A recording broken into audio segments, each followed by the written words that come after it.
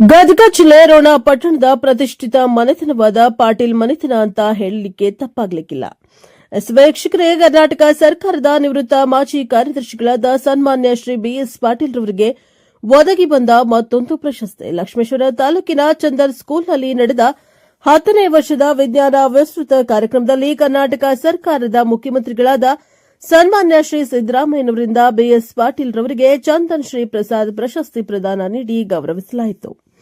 ಈ ಸಂದರ್ಭದಲ್ಲಿ ಮುಖ್ಯಮಂತ್ರಿಗಳಾದ ಸಿದ್ದರಾಮಯ್ಯ, ಗದಗ ಜಿಲ್ಲಾ ಕಾಂಗ್ರೆಸ್ ಪಕ್ಷದ ಅಧ್ಯಕ್ಷರು ಹಾಗೂ ಖನಿಜ ಅಭಿವೃದ್ಧಿ ನಿಗಮದ ಅಧ್ಯಕ್ಷರಾದ ಶಾಸಕರು ಸನ್ಮಾನ್ಯ ಶ್ರೀ ಜಿಎಸ್ ಪಾಟೀಲ್, ಅದೇ ರೀತಿ ಧಾರವಾಡ ಕೆಸಿಸಿ ಬ್ಯಾಂಕ್ನ ಮಾಜಿ ಅಧ್ಯಕ್ಷರಾದ ಐಎಸ್ ಪಾಟೀಲ್, ಮಾಜಿ ಶಾಸಕರಾದ ಜಿಎಸ್ ಗಡ್ಡದೇವರಮಠ, ರಾಮಕೃಷ್ಣ ದೊಡ್ಡಮನಿ, ರಾಮಣ್ಣ ಲಮಾಣಿ, ಬಿಆರ್ ಯಾವಗಲ್, ಅದೇ ರೀತಿ ಆನಂದ್ ಸ್ವಾಮಿ ಗಡ್ಡದೇವರಮಠ, ಮಿಥುನ್ ಜಿ ಪಾಟೀಲ್, ಅಕ್ಷಯ್ ಐ ಪಾಟೀಲ್, ಶ್ರೀಮತಿ ಸುಜಾತಾ ದೊಡ್ಡಮನಿ ಹಾಗೂ ಕಾಂಗ್ರೆಸ್ ಪಕ್ಷದ ಕಾರ್ಯಕರ್ತರು ಈ ಸಂದರ್ಭದಲ್ಲಿ ಉಪಸ್ಥಿತರಿದ್ದರು.